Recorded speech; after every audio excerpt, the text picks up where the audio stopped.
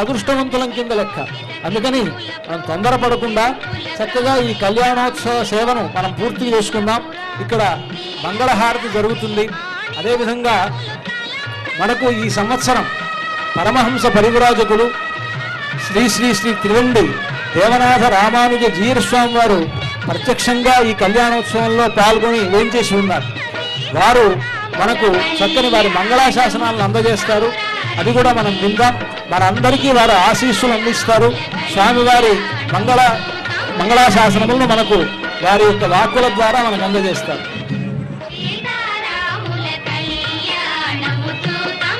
बोल राजा रामचंद्र भगवान की जय श्री राम. प्रिय भगवद्बंधुलारा,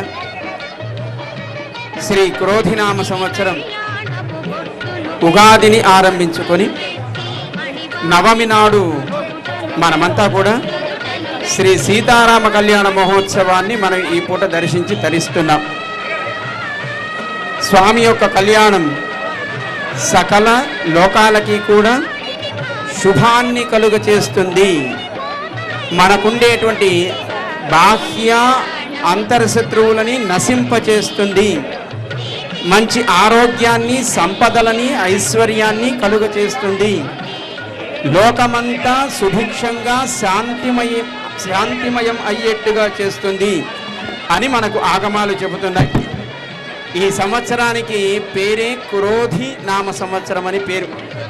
అంటే అందరిలో మరి క్రోధం ఎక్కువగా ఉంటుందేమో, ప్రకృతిలో కూడా కోపం ఎక్కువగా ఉంటుందేమో. ఆ కోపం ఉపసంహరించబడి అందరూ శాంతమయం కావాలి అని శాంతస్వరూపుడైనటువంటి శ్రీ రామచంద్రుడు అమ్మ సీతమ్మ యొక్క కళ్యాణ మహోత్సవంలో మనమంతా తరిస్తూ జగమంతా తరించాలి అని ప్రార్థన చేస్తున్నాం.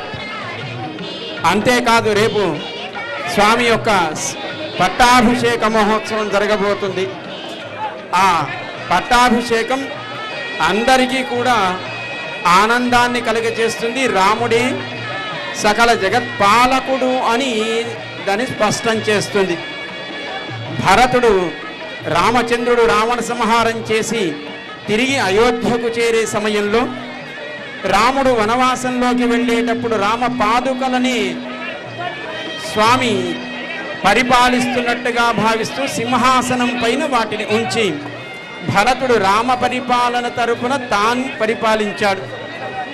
అలా పరిపాలించి రాముడు వెళ్ళేటప్పుడు అయోధ్యలో ఉండే సంపద అది 10 పెరిగేట్టుగా రామ ప్రభావం చేత, రామ పాదుక ప్రభావం చేత అలా ఏర్పడింది సుమా అని భరతుడు ప్రకటించాడు లోకానికి. అంతేకాదు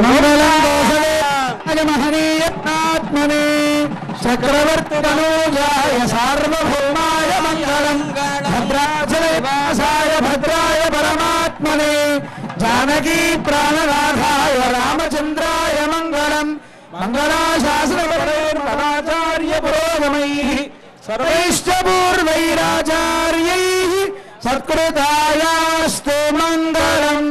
భద్రాద్రి రామ గోవింద, వైకుంఠ రామ గోవింద, రామనారాయణ గోవింద గోవింద. పాదుకలను తిరిగి సమర్పణ చేస్తూ భరతుడు ఒక మాట చెబుతాడు. యావద్ ఆవర్తతే చక్రం యావతీ చ వసుంధర తావత్వం సర్వస్య స్వామిత్వం అనువర్తయ. ఈ